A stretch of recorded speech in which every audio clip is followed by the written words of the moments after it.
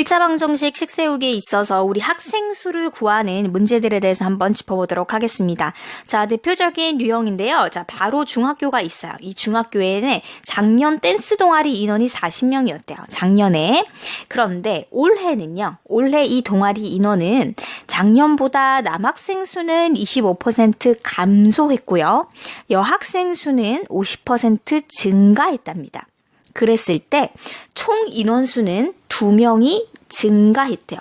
작년보다 2명이 늘었다는 거죠. 그랬을 때 올해 이 동아리의 남학생 수를 구해보세요 라고 했어요. 자, 말은 복잡하지만 굉장히 단순한 문제예요. 자, 보세요. 자, 작년에 우리 남학생 수를 X라고 해볼게요. X명이 있었대요. 자, 그러면 작년에 전체가 40명이었기 때문에 작년에 여학생 수는 몇 명입니까? 40에서 X, 남학생 수를 뺀 만큼이 있겠죠. 그렇죠? 자, 여기까지 1단계. 이해했나요? 자, 그랬는데 올해는요. 자, 이제 2번 단계 올해 들어갈 거예요. 올해 남학생 수가 25% 감소했대요. 자, 그러면 원래 X명이 있었는데 여기에서 몇 퍼센트? 0.25만큼 어떻게 됐다? 감소했다 라는 거예요. 그러면 이것은 마이너스 0.25x만큼 이렇게 줄어든 거죠. 그쵸? 줄어든 얘는 뭐예요? 줄어든 남학생 수예요. 남학생 수. 자, 그러면 여학생 수는요. 여학생 수. 여자는 원래 40-x명이 있었는데 오히려 증가했다. 얼만큼? 2분의 1만큼. 그쵸? 50%는 2분의 1이죠. 그쵸? 그러면 플러스 증가했다. 얼만큼? 2분의 1만큼. 자, 이해되시나요? 그러면 자, 이만큼 증가를 할 때 이것은 뭡니까? 늘어난 여학생 수예요. 여학생 수. 자, 그러면은 총 인원수는 2명이 증가를 했대요. 자, 총 인원수가 증가가 했다라는 것은 그러면 올해에 남자는 25% 지난번보다 감소했고요. 여자는 어떻게 됐어요? 50% 증가를 했어요. 2분의 1만큼. 그쵸? 그러면 이것이 어떻게 됐다? 전체적으로 2명이 증가한 꼴이 됩니다. 자, 이해되시나요? 이만큼 남자는 줄었고 이만큼 여자는 늘었는데 두 개 다 합해보니까 전체적으로는 2명이 증가를 했대요. 자, 이 증가 감소에 따른 이 부호를 굉장히 중요하게 생각하셔야 돼요. 그러면 자, 우리 X를 구할 수가 있죠. 자, 그런데 여기에서 구하는 X는 뭐다? 작년 남학생 수다. 작년 남학생 수가 우리는 구할 수가 있는 거다. 그런데 문제에서는 올해 남학생 수를 구해라 라고 했기 때문에 자, 올해 남학생 수는 어떻게 구합니까? 여기에서 구한 X의 값을 여기에 딱 집어넣으면 줄어든 남학생 수가 나오죠. 그쵸? 그러면 작년에서 이만큼 줄어든 학생 수가 올해이기 때문에 이게 1이죠. 그쵸? 그러면 0.75 곱하기 X를 우리가 구한 X를 넣으면 바로 올해 동아리의 남학생 수를 구할 수가 있는 거예요. 자, 그러면 실제로 한번 끝까지 계산을 해보도록 하겠습니다. 자, 우리 X를 구하려면은 봅시다. 마이너스 100분의 25이기 때문에 약분을 하면은 4분의 1이 되겠죠? 4분의 1x 플러스 이렇게 분배 법칙 계산해주면 2분의 1x는 2 이렇게 되겠네요. 그러면 양변에 4를 곱해줄게요. 재소 공부해서 4를 곱해주면 마이너스 x 플러스 80 마이너스 2x는 8이 되겠네요. 그렇죠? 그러면 마이너스 3x는 8 마이너스 80이 되고요. 우리 x는 그러면 얼마가 됩니까? 72에서 3을 나누니까 2, 4 되겠네요. 그렇죠? 그러면 x는 몇 명? 24명. 이게 뭐라고 했죠? 작년 남학생 수가 24명이라는 거예요. 그러면 올해는요. 올해는 0.25만큼 줄었다라고 했으니까 24명에서 0.25는 4분의 1이죠. 그쵸? 그러면 6명이 줄은 거예요. 그렇죠? 그러면 작년이 24명이었고 여기에서 6명을 줄이면 18명이 나오겠네요. 이것이 바로 뭐예요? 올해의 남학생 수입니다. 자, 이렇게 해서 여러분들이 이렇게 증감한 그 수를 이용해서 구할 수가 있는데 여기서 가장 중요하게 생각해야 될 것은 이거예요. 원래 이만큼 줄었고 그리고 누구는 늘었고 이것을 합하면 전체적인 증감수가 나오죠. 그쵸? 이렇게 나오게 되고요. 여기에서 구한 x가 무슨 의미인지 다시 한번 짚어야 되는 거예요. 이건 가장 중요한 3단계예요.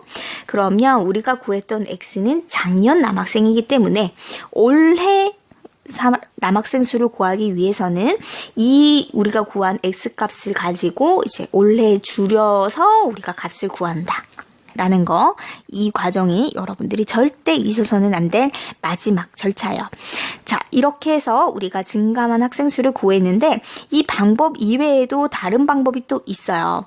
그래서 그 방법에 대해서는 또 다음 문제를 풀면서 그 실전 문제를 풀면서 또 풀이를 보시면 좋을 것 같아요.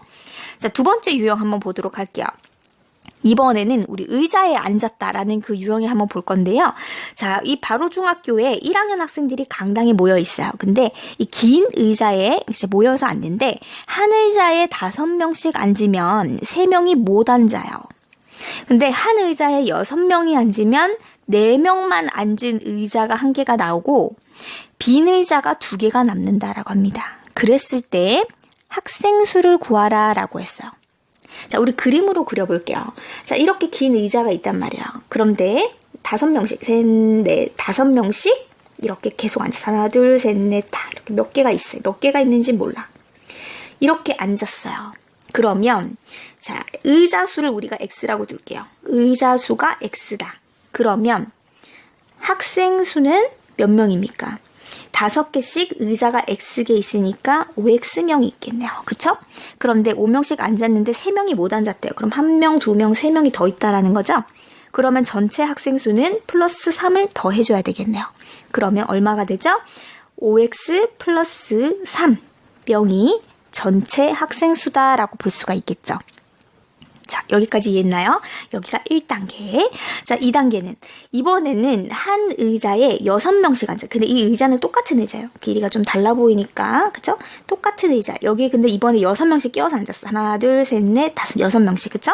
그러면 마찬가지로 이렇게 또 6명, 셋, 넷, 다섯, 여섯. 이렇게 쭉쭉쭉쭉 있단 말이에요. 이렇게 똑같은 의자 개수죠? 그러면 하나, 둘, 셋, 넷, 다섯, 여섯. 이런 식으로 다 앉아야 되는데 이번에는 자 보세요. 이번에는 이렇게 6개가 다 가득 차지 않았고 자 4명만 앉은 의자 길이는 똑같은데 하나 둘 셋 4명만 앉은 의자 1개가 나왔고 그리고 의자 아무것도 없는 의자가 2개가 있다라는 겁니다. 그러면 전체 의자 개수는 원래 X개가 있어야 되잖아요. 그치? X개죠. 그런데 의자 수는 X개요. 근데 학생 수는 몇 명입니까? 학생 수는 자 보세요. 원래 6명씩 앉는 의자 수가 쫙 있어야 되는데 지금 이게 빈 것도 있고 4명이 앉은 것도 있죠. 그러면 정확하게 6명씩 앉은 의자 개수는 몇 개죠? 2개는 비었고 하나는 완전히 못 앉았죠. 그쵸? 그러면 이거 3개는 빼주는 거예요. 나머지 전체 X에서 3개 가득 차지 않은, 아예 없거나 가득 차지 않은 이 3개를 빼준 개수만큼은 몇 명이 앉았죠? 6명이 앉았다는 거예요. 이렇게 6명씩 몇 개 의자 앉았다? 전체 X개에서 자, 비거나 없는, 다 차지 않은 개수를 빼준 만큼 학생이 이만큼 있다라는 거예요. 그쵸? 이만큼, 여기가 이거예요. 그리고 아예 없는 것들은 뭐 사람이 없는 거니까 빼주고, 그리고 4명이 더 있죠. 그럼 플러스 4를 더 해줘야겠네요. 그러면 전체 학생 수는 몇 개다? 자, 전체 의자 수에서 3개가 가득 차지 않은 것을 빼준 게 우리 6명씩 앉은 거고 여기에서 4명을 더해준다라는 거예요. 여기까지 이해되셨나요? 이 부분이 되게 중요한 거예요.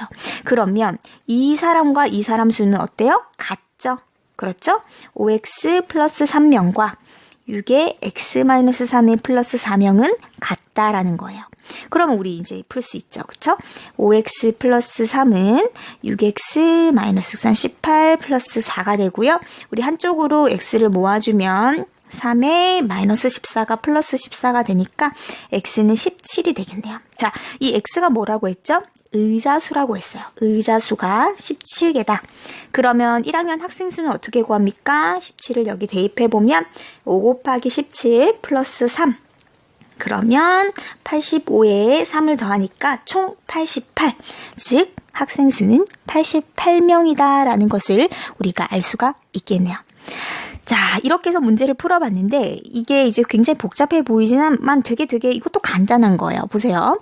자, 전체 의자 수는 고정적인데 우리가 이제 이렇게 남은 의자, 빈 의자 개수를 이만큼 빼주고 앉은 사람을 곱해주면 이만큼의 사람 수가 나오죠. 그리고 의자에 사람이 없는 건 더해주는 게 아니라 추가적으로 이제 부족하게 앉은 사람 수를 더해주면 전체 학생 수가 나온다라는 이 부분이 굉장히 중요한 거예요.